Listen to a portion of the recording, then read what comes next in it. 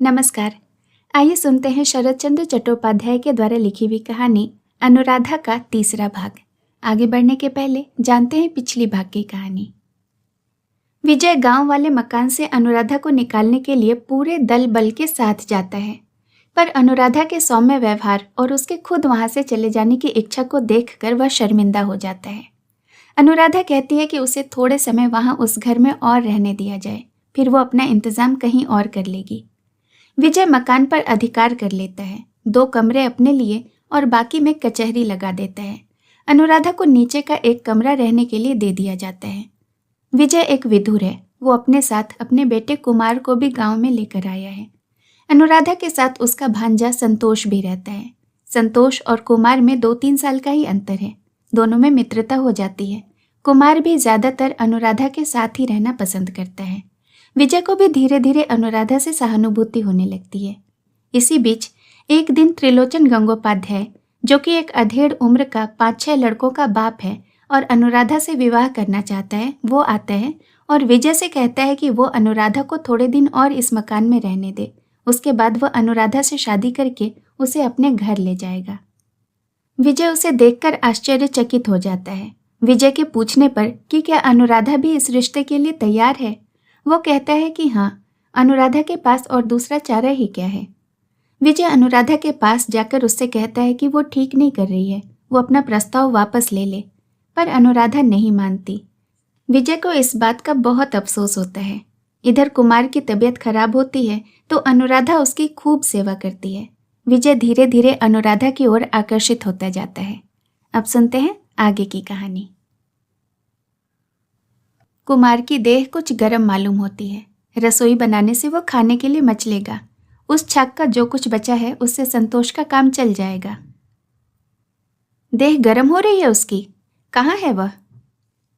मेरे बिछौने पर पड़ा संतोष से गपशप कर रहा है। आज कह रहा था बाहर नहीं जाएगा, मेरे ही पास सोएगा।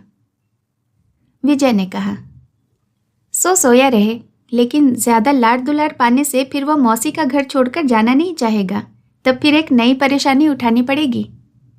नहीं उठानी पड़ेगी, कुमार कहना न मानने वाला होता है, सो आप जाने। पर मैंने तो सुना है वो आपको कम परेशान नहीं करता। अनुराधा कुछ देर चुप रहकर बोली, परेशान करता है तो सिर्फ मुझे ही तो करता है, और किसी को तो नहीं करता।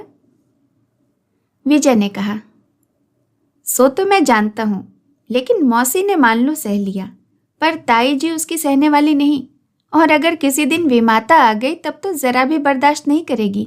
आदत बिगड़ जाने से खुद उसी के लिए विपत होगी। लड़के के लिए विपत हो, ऐसी विमाता आप घर में लाएंगे ही क्यों? विजय ने कहा, लानी नहीं पड़ती, लड़के की तकदीर फूटने पर विमाता अपने आप घर आ जाती है।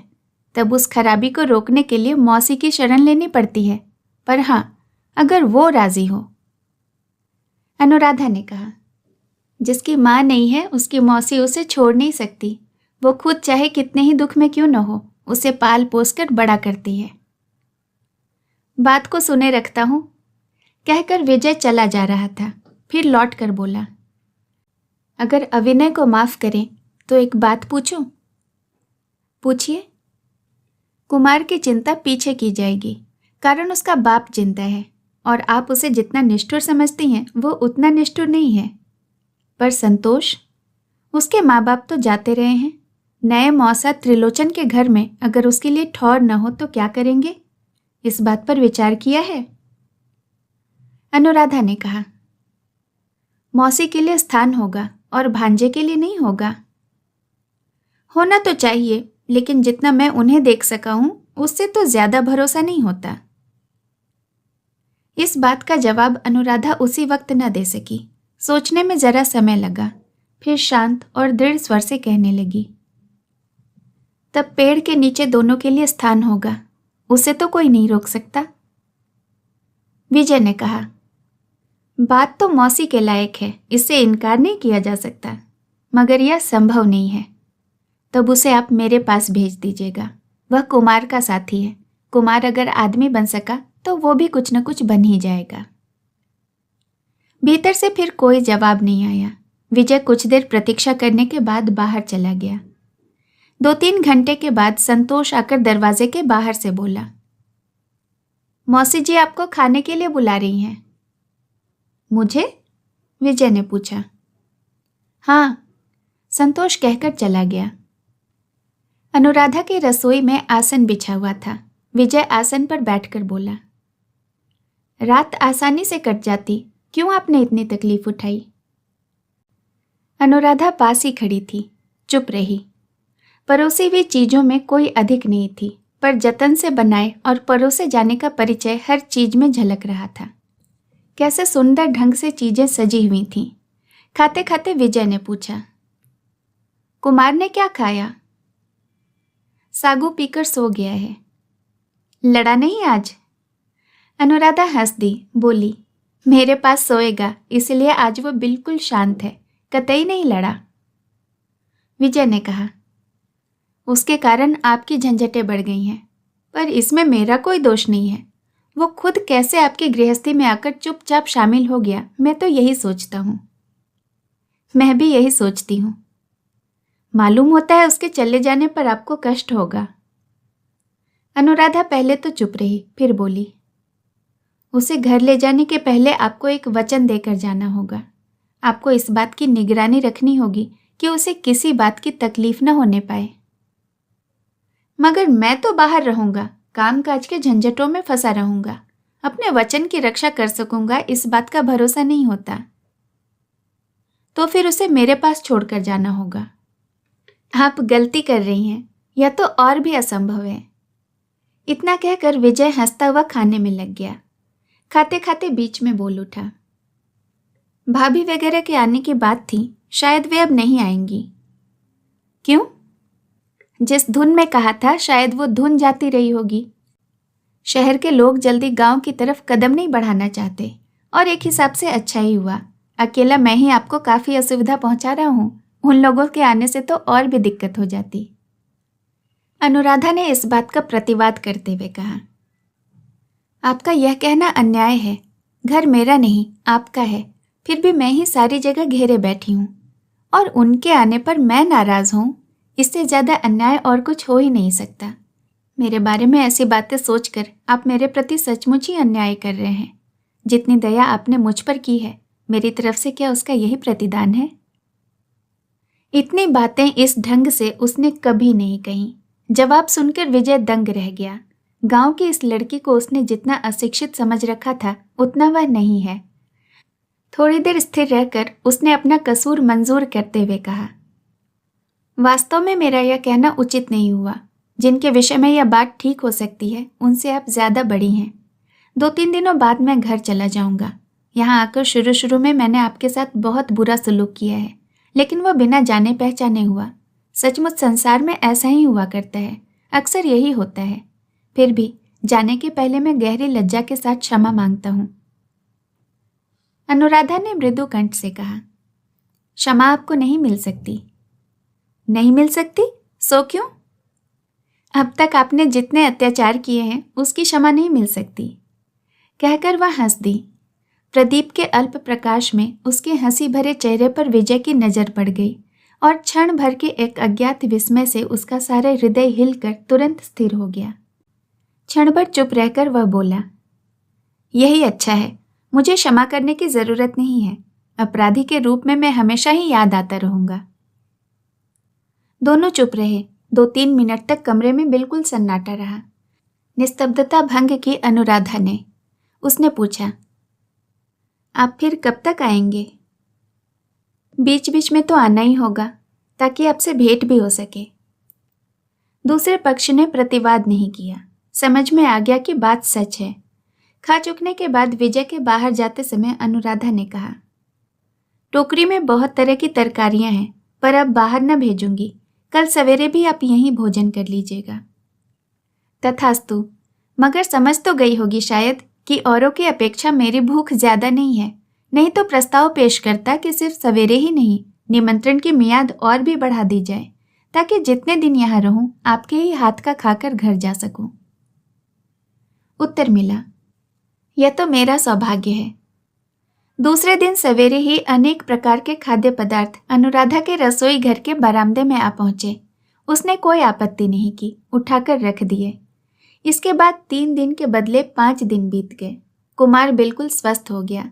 इन कई दिनों में विजय ने क्षोभ के साथ लक्ष्य किया कि आतिथ्य की त्रुटि कहीं भी नहीं है, पर परिचय की दूरी वैसी ही अविचलित बनी रही है। किसी भी बहाने से वह तिल भर भी निकटवर्ती नहीं हुई। बरामदे में भोजन के लिए जगह करके अनुराधा भीतर ही से ढंग के साथ थाली लगा देती है और संतोष परोस देता है। कुमार आकर कहता, पिताजी, मौसी जी कहती हैं कि मछली की तरकारी इतनी छोड़ देने से काम न चलेगा, और जरा खानी होगी। विजय कहता, अपनी मौसी से कह दे कि पिताजी को राक्षस समझना ठीक नहीं है। कुमार लौट कर कहता, मछली की तरकारी रहने दो, शायद अच्छी न हुई होगी, लेकिन कल की तरह कटोरे में दूध पड़ा रहने से उन्हें दुख होगा। विजय ने सुनाकर कहा, तेरी मौसी जी अगर कल से नाद के बदले कटोरे में दूध दिया करे तो यूं पड़ा ना रहेगा। इसी तरह ये 5 दिन बीत गए। स्त्रियों के आदर जतन का चित्र विजय के मन में हमेशा से ही अस्पष्ट था। अपनी माँ को वह बचपन से ही अस्वस्थ और अपटु देखता आया। गृहिणीपन का कोई भी कर्तव्य वे पूरे तौर से नहीं कर पाती थीं। उसकी अपनी स्त्री भी सिर्फ 2-2.5 साल जीवित रही, तब वह पढ़ता था। उसके बाद फिर उसका लंबा समय सुदूर प्रवास में ही बीता। उस दिशा में अपने अनुभवों की भली बुरी बहुत सी स्मृतियां कभी कभी उसे याद आ जाती हैं, परंतु वे सब मानो पुस्तक में पढ़ी हुई कल्पित कहानियों की तरह अवास्तविक मालूम होती हैं। जीवन की वास्तविक आवश्यकताएं पूर्ण रूप से संबंध विहीन ही रहीं। और है उसकी भाभी प्रभामयी, जो जिस परिवार में भाभी का प्राधान्य है, भले बुरे की आलोचना हुआ करती है, वह परिवार उसे अपना नहीं मालूम होता। माँ को उसने बहुत बार रोते देखा है, पिताजी को नाराज और उदास देखा है, पर इन सब बातों को उसने खुद ही असंगत और अनाधिकार चर्चा समझा है। ताई अपने देवर पुत्रों की खबर न ले या बहू अपने सास ससुर की सेवा न करे तो बड़ा भारी अपराध है, ऐसी धारणा उसकी नहीं थी। और स्वयं उसकी अपनी स्त्री को भी अगर ऐसा आचरण करते देखता तो वह मर्माहत होता, सो बात नहीं। परंतु आज इतनी दिनों की धारणा को इन अंतिम 5 दिनों ने मानो धक्का देकर शिथिल कर दिया। आज शाम की गाड़ी से उसके कलकत्ता रवाना होने की बात थी। नौकर चाकर सामान बांधकर तैयारी कर रहे थे। कुछ ही घंटे की देर थी। इतने में संतोष ने आकर ओट में से कहा, मौसी जी भोजन के लिए बुला रही हैं। इस वक्त? हाँ, कहकर संतोष वहां से खिसक लिया। विजय ने भीतर जाकर देखा कि बारामदे में बाकायदा आसन बिछाकर भोजन के लिए स्थान कर दिया गया है। मौसी का गला पकड़कर कुमार झूल रहा था। उसके हाथ से अपने आप को छुड़ाकर अनुराधा रसोई में घुस गई। आसन पर बैठकर विजय ने कहा, इस वक्त यह क्या? भीतर से अनुराधा ने कहा, जरा खिचड़ी बना रखी है, खाते जाइए। जवाब देते समय विजय को अपना गला जरा साफ कर लेना पड़ा। बोला, बेवक्त आपने क्यों तकलीफ की? इसकी अपेक्षा 4-5 पूड़ियां ही उतार देती तो काम चल जाता। अनुराधा ने कहा, पूड़ी तो आप खाते नहीं, घर पहुंचते पहुंचते रात के 2-3 बज जाएंगे। बगैर खाए आप जाते तो मुझे क्या कम तकलीफ होती? बराबर ख्याल आता रहता कि लड़का गाड़ी में बिना खाए पिए यूं ही सो गया होगा। विजय चुपचाप खाता रहा, फिर बोला, विनोद को कह दिया है कि वो आपकी देखभाल करता रहेगा। जितने दिन आप इस मकान में हैं आपको किसी तरह की कोई तकलीफ न होगी।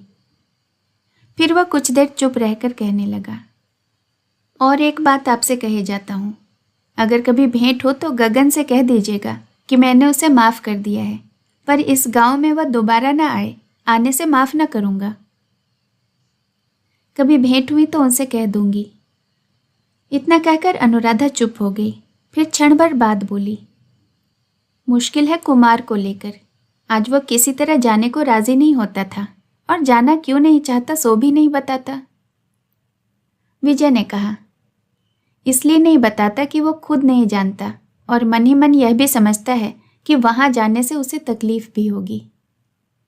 तकलीफ क्यों होगी?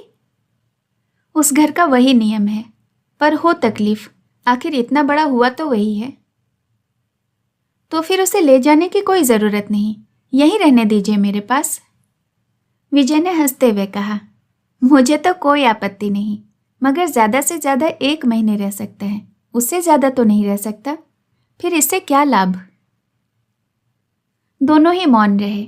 अनुराधा ने कहा, इसकी जो विमाता आएंगी, सुना है कि वे शिक्षित हैं। हाँ, वे बीए पास हैं। पर बीए तो उनकी ताई ने भी पास किया है। जरूर किया है, मगर बीए पास करने वाली किताबों में देवर पुत्र को लाड़ प्यार से रखने की बात नहीं लिखी होती। इस विषय की परीक्षा उन्हें नहीं देनी पड़ी। और बीमार सास ससुर की, क्या यह भी किताब में नहीं लिखी रहती? नहीं, यह प्रस्ताव तो और ज्यादा हास्यकर है। हास्यकर? ऐसी तो कोई बात नहीं है। जरा भी किसी तरह की शिकायत न करना ही हमारे समाज का सुभद्र विधान है। अनुराधा क्षण भर मौन रहकर बोली, यह विधान आप ही लोगों में रहे, पर जो विधान सबके लिए एक सा है वह यह है कि लड़के से बढ़कर बीए पास नहीं, ऐसी बहू को घर में लाना अनुचित है। लेकिन लाना तो किसी न किसी को पड़ेगा ही, और हम लोग जिस समाज की आबोहवा में रह रहे हैं वहां बीए पास के बगैर इज्जत नहीं बचती, मन भी नहीं मानता, और शायद घर गृहस्थी भी नहीं चलती। माँ बाप मरे भांजे के लिए पेड़ के नीचे रहना मंजूर करने वाली बहू के साथ हम वनवास कर सकते हैं, पर समाज में नहीं रह सकते। अनुराधा का स्वर क्षण भर के लिए तीखा हो उठा। बोली, नहीं, ऐसा नहीं हो सकता। आप इसे किसी निर्दयी विमाता के हाथों नहीं सौंप सकते।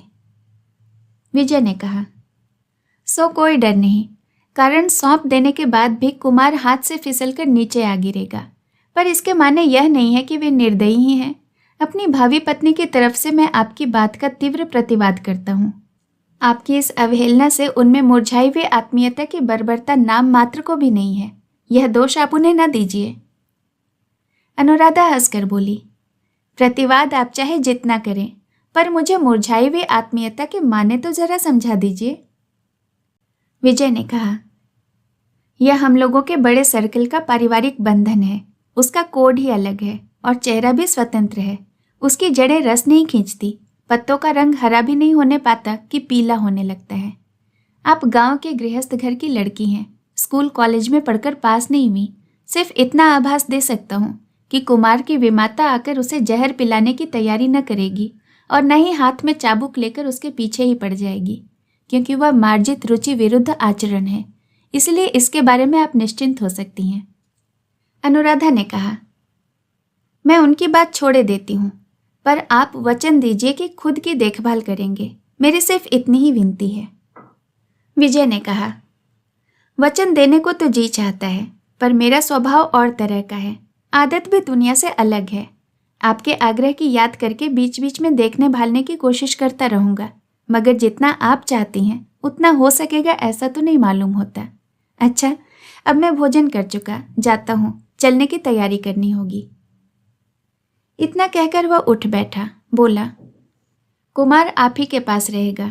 घर छोड़ने का दिन आ जाए तो उसे विनोद के साथ कलकत्ता भेज देना, और ज़रूरत महसूस करें तो उसके साथ संतोष को भी बिना संकोच भेज दें। शुरू शुरू में आपके साथ जैसा सलूक किया, ठीक वैसी प्रकृति मेरी नहीं है। चलते वक्त आपको इतना भरोसा ज़रूर दिए जाता हूँ कि मेरे घर कुमार से ज़्यादा अनादर संतोष का नहीं होगा। मकान के सामने घोड़ा गाड़ी खड़ी है, सामान लादा जा चुका है। विजय गाड़ी पर चढ़ना ही चाहता था कि कुमार ने कहा, पिताजी, मौसी बुला रही हैं। अनुराधा सदर दरवाजे के पास खड़ी थी। बोली, प्रणाम करने के लिए बुलवा लिया, फिर कब मिल सकूंगी पता नहीं।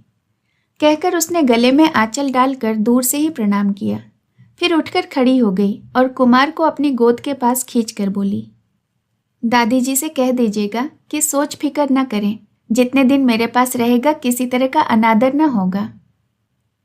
विजय ने हंसकर कहा, विश्वास होना मुश्किल है। मुश्किल किसके लिए?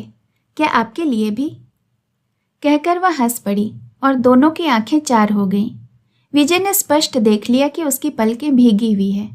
मुंह झुकाकर उसने कहा, किंतु कुमार को ले जाकर तकलीफ न दीजिए, फिर कहने का मौका नहीं मिलेगा। इसी से बराबर कह रही हूँ। आपके घर की बात याद आते ही उसे भेजने को जी नहीं चाहता। तो मत भेजिए। उत्तर में वह एक सांस दबाकर चुप रहेगी। विजय ने कहा, जाने के पहले आपको अपने वादे की एक बात फिर याद दिला दूं। आपने वचन दिया है कि कभी कोई ज़रूरत पड़ेगी तो मुझे चिट्ठी लिखेंगी। मुझे याद है। मैं जानती हूँ कि गांगुली महाशय से मुझे भिखारिन की तरह ही मांगना होगा, मन के संपूर्ण धिक्कार को तिलांजलि देकर ही मांगना होगा। पर आपके पास वह बात नहीं।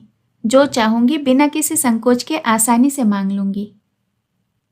पर याद रहे, कहकर विजय जाना ही चाहता था कि अनुराधा ने कहा, तो आप भी एक वचन देते जाइए। कहिए कि जरूरत पड़ने पर मुझे भी जताएंगे। जताने लायक मुझे क्या जरूरत पड़ेगी अनुराधा?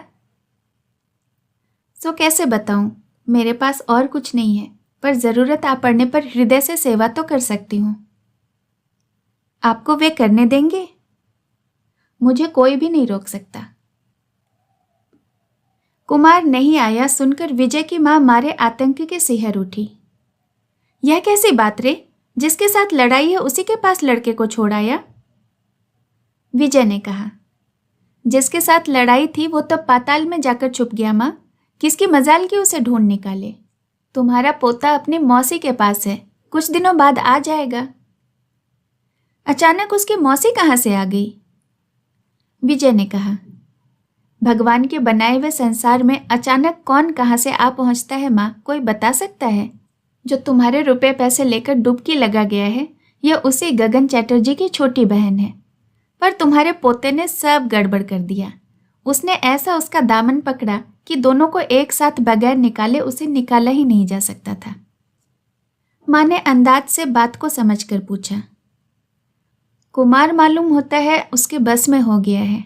उस लड़की ने उसे खूब लाड़ प्यार दिया होगा शायद। बेचारे को लाड़ प्यार कभी मिला भी तो नहीं।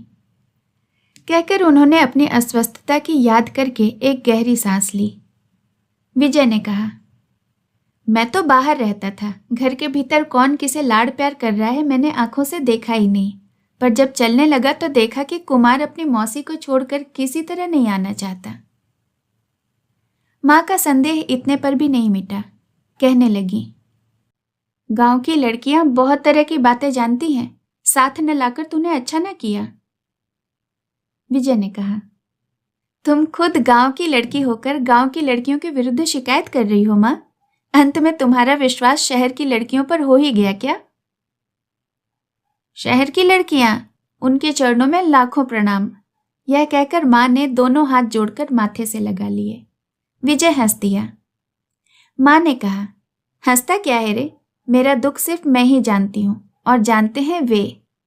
कहते कहते उनकी आंखें डबडबा आईं। बोली, हम लोग जहाँ की हैं वे गांव अब कहाँ रहे बेटा, जमाना बिल्कुल बदल गया है।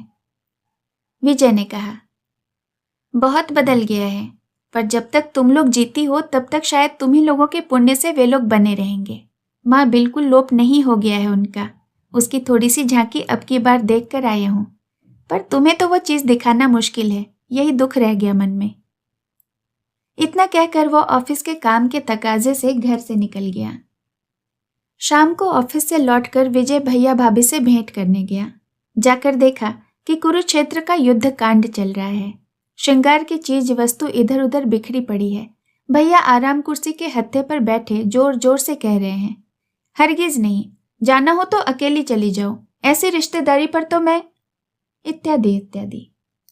अकस्मात विजय को देखते ही प्रभा एक साथ जोर से रो पड़ी और बोली, अच्छा लाला जी, तुम ही बतलाओ, उन लोगों ने अगर सितांशु के साथ अनीता का विवाह पक्का कर दिया है तो इसमें मेरा क्या दोष है? आज उसकी सगाई पक्की हो गई और ये कहते हैं कि मैं नहीं जाऊंगा। इसके माने तो यही है कि ये मुझे भी नहीं जाने देंगे। भैया गरज उठे, कहना क्या चाहती हो? तुम्हें नहीं मालूम था? हम लोगों के साथ ऐसी जालसाजी करने की जरूरत क्या थी इतने दिनों तक? माजरा क्या है सहसा न समझ सकने से विजय हतबुद्धि सा हो गया, पर समझने में ज्यादा देर नहीं लगी। उसने कहा, ठहरो ठहरो, हुआ क्या है जरा ये भी बताओ तो। अनीता के साथ सितांशु घोषाल का ब्याह होना तय हो गया है, यही तो? आज ही सगाई पक्की होगी। भैया ने हुंकार के साथ कहा, और ये कहना चाहती हैं कि इन्हें कुछ मालूम ही नहीं?